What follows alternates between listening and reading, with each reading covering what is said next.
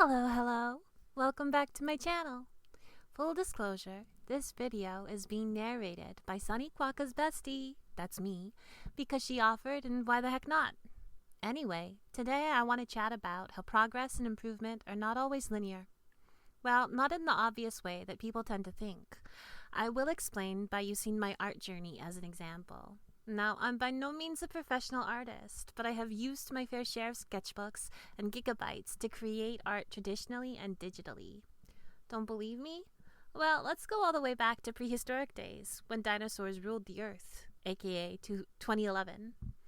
Oh, but just a heads up, I will mostly be focusing on my digital art. And also, there will be lots of fan art in this video. There will be cringe. You have been warned. So I started out in 2011, which is definitely a long time ago. Compared to others, my improvement journey isn't fast at all, but let's stop with comparing. Looking back at old art is a bit hard because it isn't good, but it was my first year of doing art as a hobby, and it was the year I got my first graphics tablet. I drew a lot of anime characters badly, but I had fun, and that's what matters the most when getting into art. Now, 2012, that was a funny year because I had improved considerably from the year before, and I think largely it was just due to the sheer quantity of art I produced. I created so much. This video doesn't contain nearly all the art I have produced over the years, just a few little bits from each year. I also experimented a fair bit. And I have several unfinished pieces from this year, as you will see, that have aged fine, such as the dog and the rat.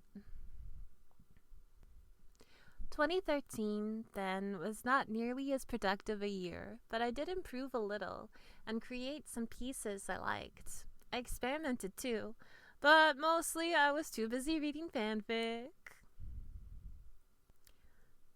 In 2014 and 15, well, I think I regressed in these years. I didn't do nearly as much as I did in the previous years. So I think that largely contributed. I did experiment with color palettes, like with the Tumblr color palette meme challenges and whatnot, but I didn't really experiment beyond that. You can definitely see a dip in quality in these years. Yeah. 2016, I still did not create a whole lot of art, but I did try. More of a simplified, kind of lineless style, as well as experiment more with angles and perspective. Moving on to 2017 and 2018 is more exciting though, because at the end of 2017 I got an iPad Pencil, and I started using Procreate for the first time. As you can see, I drew more girls in these years, and I also dabbled in some realism. I did some portraits, and it felt like I learned a thing or two. I also created more, especially in 2018. 2019, much of the same, more fan art. 2020 saw me revisiting portraits.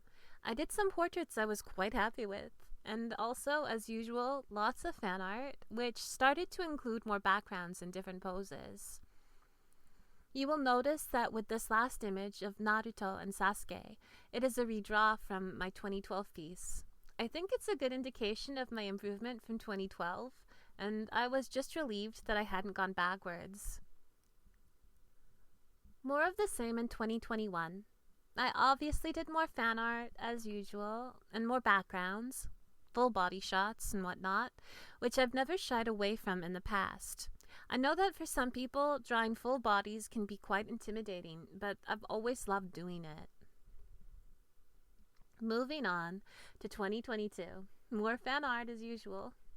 I think I managed some cute interactions between characters and just some wholesome, joyful vibes, you know?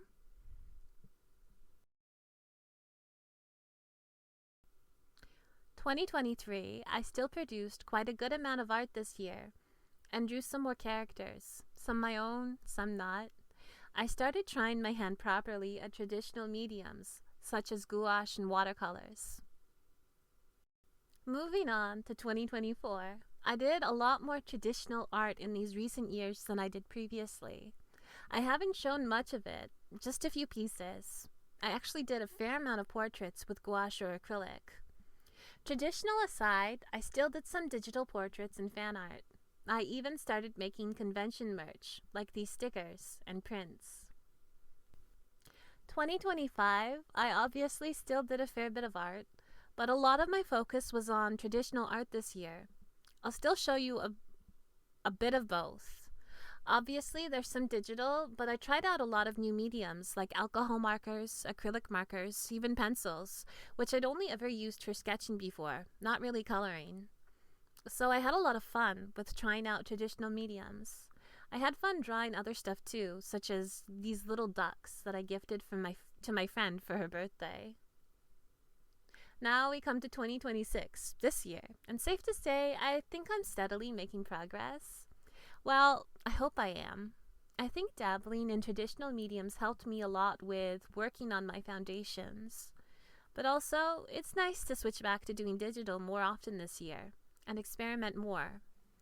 With traditional art, I'd been a bit scared of experimenting too much because you can't undo like you can digitally. So it was nice to really just muck about and experiment on the iPad with no fear of ruining an artwork. And because I did take a break from digital art, I'm finding I'm having more fun with it now. So now I'm having fun with both traditional and digital, and that's really excellent for me. Anyway, with all that said, as you can see from my summary of art over the years, I've definitely improved, but it was not in a steady linear progression. It fluctuated a lot because progress is not always smooth and linear. You just gotta hang in there. And as corny as it sounds, you have to believe in yourself because you are improving. It's just that you're struggling to see it right now because you're looking at it too closely. When you have an overall look at what you've created over the years, you will definitely see that it goes in an upward trajectory, even if you can't see it now.